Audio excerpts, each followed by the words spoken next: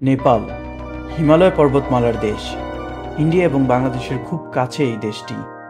বাংলাদেশ থেকে মাত্র 2 ঘন্টার কম সময়ে যেখানে যাওয়া যায়। মাত্র 35,000 টাকা পার পারসন। 6 রাত 7 দিন থেকেছি আমরা এখানে। নাগরকোট, পোখারা এবং কাঠমান্ডুতে থাকার এবং ঘোরার অভিজ্ঞতাই আপনাদের সাথে শেয়ার করব আমাদের ড্রিম এক্সপ্লোরার্সের এই সিরিজটাতে। এই সিরিজটি কয়েকটি পর্বে ভাগ করা থাকবে। আপনাদেরকে সবগুলো পর্ব দেখার আমন্ত্রণ রইল। চলুন দ্বিতীয় পর্ব শুরু করা যাক। আজকে আমরা পোখারার উদ্দেশ্যে রওনা দিয়েছি। রাস্তায় চন্দ্রগিরি হিলসটা পড়বে, তো আমরা এখানে একটু ভিজিট করে পাহাড়ের ভিউগুলো দেখব। তারপর সেখানে 10:30 থেকে 12টার মধ্যে আবার রওনা দিয়ে দিব পোখারার উদ্দেশ্যে।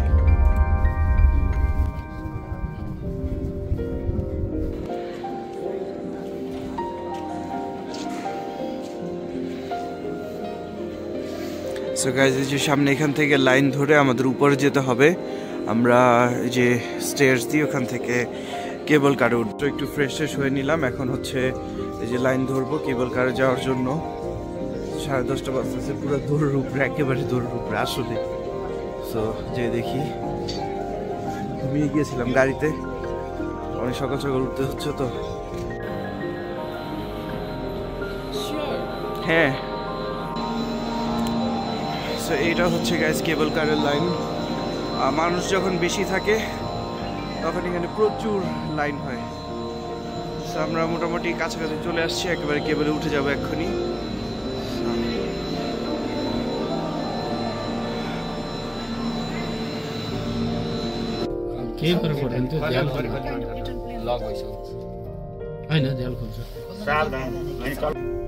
সো গাইজ, আমরা মাত্র কেবল কারে আসতেছিলাম। সো একজন চাচার সাথে হয়ে গেছে আর কি। তো ক্যাবিনের মধ্যে 8 জন জায়গা হয়। সো কিন্তু গাইজ অনেক উপরে চলে আসছি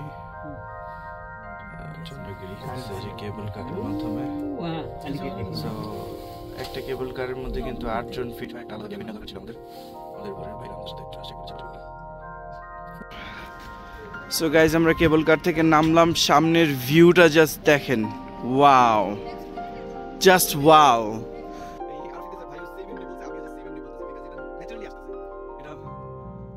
জাস্ট ওয়াও গাইজ, অ্যামেজিং, সুবহানাল্লাহ। ওই যে কেবল কার আসতেছে দেখ। আমি আমার 5x জুম দিয়ে ভিডিও করতেছি মোবাইলের, বিকজ ক্যামেরার ইয়াতে এত জুম নেই। ভালোই ঠান্ডা আছে এখানে, বাতাস আছে গাইজ। এত আলো কিছু দেখা যাচ্ছে না এখানে। আর এই যে আমাদের পিছনে হিলসগুলো দেখা যাচ্ছে, আমরা কালকে যে নাগরকোট থেকে দেখেছিলাম।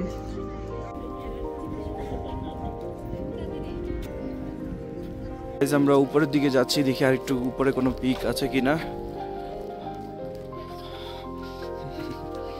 ওই যে পেছনে সূর্য আলোর জন্য দেখা যাচ্ছে হিলসগুলো। গাইজ, যত উপরের দিকে যাচ্ছি আমাদের নিঃশ্বাস নিতে হালকা হালকা একটু কষ্ট হয়, আর একটু ঠান্ডা কাশির মতন হচ্ছে। আর হ্যাঁ, ব্রিদিংয়ে হালকা একটু মোটামুটি ভালোই উপরে আছি, বুঝতে পারছেন। সো উপরে আর অনেক কিছু আছে, আমরা একটু হেঁটে হেঁটে সামনের দিকে যাচ্ছি, দেখি কি অবস্থা।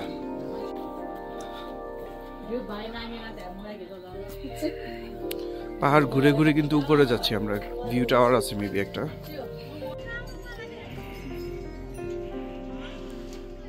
যে একটা কাহিনী সব জায়গায় দেখছি, মানুষ এই যে তালা লাগে উইশেস কাম ট্রু করে।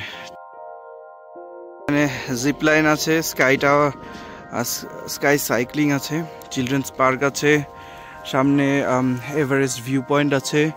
তারপর এখানে একটা টেম্পল আছে, ভোলেশ্বর টেম্পল। সো এখানে মানুষ ঘুরছে।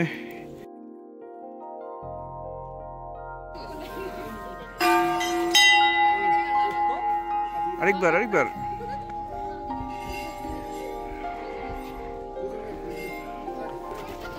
অ্যান্ড এই যে এখানে একটা ত্রিশূল আছে, দেখতেই পাচ্ছেন। আর এই যে উপরের পার্টটা হচ্ছে টেম্পল। সো যেতে হলে গাইজ আমাদের জুতা খুলে যেতে হবে। সো আমরা টেম্পলে যাবো না, আমরা বাইরে থেকেই দেখছি। আর এখানে খুব সুন্দর একটা ভিউ পয়েন্টের মতো ওই পার্টটা ছিল, যেখান থেকে ওই যে পাহাড়গুলো দেখা যাবে সব। সো আমরা আর ওইখানে যাচ্ছি। সামনে কিছু দেখতে পাচ্ছি না, তো আমরা এখন নিচের দিকে যাব। মোটামুটি তো উপরে ঘোরা হলো হালকা পাতলা। তো ওই যে একজন স্কাই সাইক্লিং করবে, রেডি হয়েছে নাকি বসে আছে, আই থিঙ্ক ওরা ওদের তো ওয়ার্কার্স আছে। সো আমরা এখন নিচের দিকে যাব। ওই সামনে দেখতে পাচ্ছেন পাহাড়গুলো ওই সাইডটাতে পড়েছে, একটা ভিউ পয়েন্ট করে এখান দিয়ে দেখা যাবে আর কি।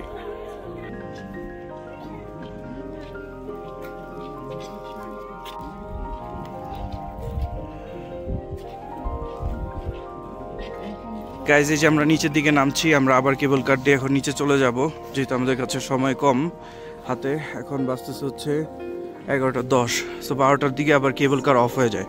সো লাস্টে একটু রাশ হয়ে যাবে, এর জন্য আমরা তাড়াতাড়ি চলে যাচ্ছি। সো গাইজ আমি এই ক্লিপগুলো মোবাইলে নিচ্ছি, বিকজ হচ্ছে ক্যামেরা সেট আপটা একটু বের করার তো অসুবিধা, অ্যান্ড হচ্ছে জুমও আসে না। সো এই তো মোটামুটি চন্দ্রগিরি হিলস। আমরা এখন পোখারার উদ্দেশ্যে চলে যাব, আপনাদেরকে দেখাবো পোখারার কি অবস্থা। এরকম উঁচাতেই তো আমরা ছিলাম। ওই উপর থেকে আমরা নিচের দিকে যাচ্ছি।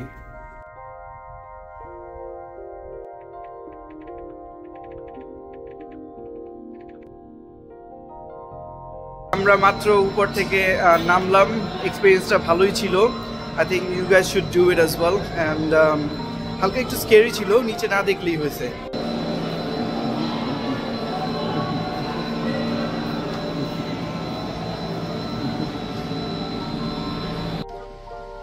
এখানকার মেইন অ্যাট্রাকশনগুলো হচ্ছে গাইজ এই পাহাড়গুলো, যেটা দেখতে মানুষ আসে। আমরা উপরে গিয়েছিলাম একটু আগে, এখন এই ক্যাফেটা থেকে একটা কফি খাচ্ছি। খুবই নাইস একটা ভাইব এখানে।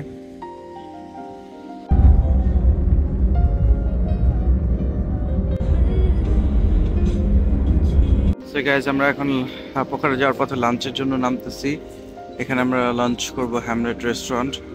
এই রেড কালার ফুলগুলো দেখলে কিন্তু ভালোই লাগে। আমার লাঞ্চ এটা হচ্ছে মাই হাজবেন্ডস লাঞ্চ।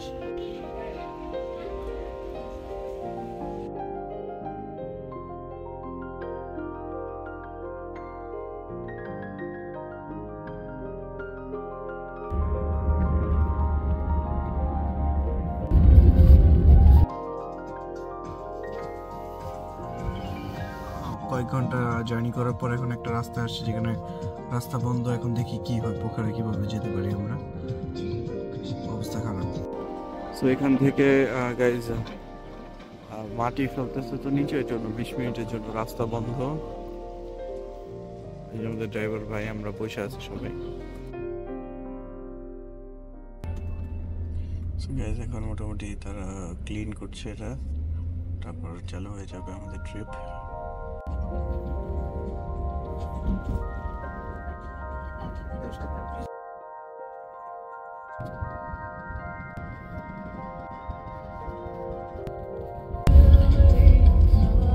গাইজ আমরা পোখারা সিটির ভিতর চলে আসছি অলমোস্ট। 15 মিনিটস পর আমাদের হোটেল। দেখেন, দেখে বোঝা যাচ্ছে গাড়ি ঘোড়া অনেক বেশি বেড়ে গিয়েছে।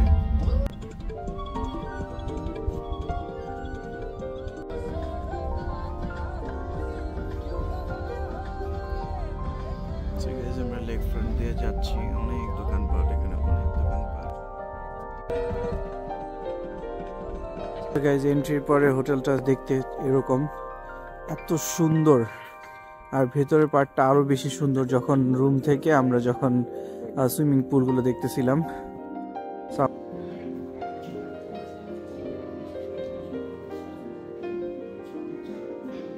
এটা হচ্ছে গাইজ আমাদের রুম। দেখি বাথরুমটা কি অবস্থা। এখান দিয়ে এন্ট্রেন্স, খুবই নাইস, খুবই নাইস।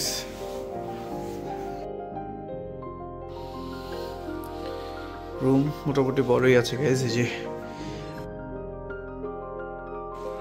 আবার টিভিও আছে, আর ব্যালকনিটা সবচেয়ে সুন্দর। এখানে একটা সুইমিং পুলও আছে গাইজ। এই যে বের হয়ে একটা সারপ্রাইজ আছে গাইজ, একটা সারপ্রাইজ। দেখেন দেখেন, just keep N I on the right right right right. টান টান,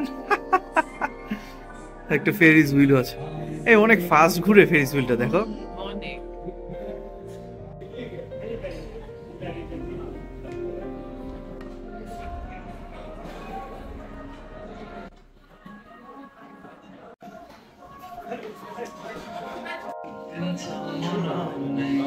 এত নাইস ভাইব এই জায়গাটায় গাইজ। রেস্টুরেন্ট দেখতেই পাচ্ছেন, খুবই সুন্দর লাইটিং করা আছে এই জায়গাটায়, খুবই নাইস লাগে।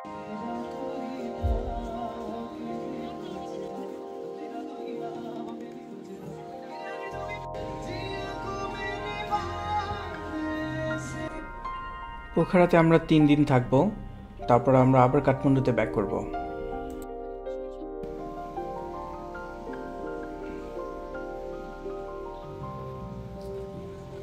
সো গাইজ, আমরা মাত্রই ডিনার করতে গিয়েছিলাম। হালাল ফুডের কোনো দোকান খুঁজে পাচ্ছিলাম না এই জায়গাটার মধ্যে। সো গুগলে সার্চ করেছি, ফার্স্টে অন্য একটা রেস্টুরেন্ট আসছে, ওটাতে হালাল পাওয়া যায় না। সো তারপর আরেকটা সার্চ করছি লিটারেলি হালাল লেখা নাম দিয়ে আর কি। সো তখন পোখারা হালাল ফুড একটা রেস্টুরেন্ট পেয়েছি, একটু সামনে 8-10 মিনিট হাঁটতে হয়।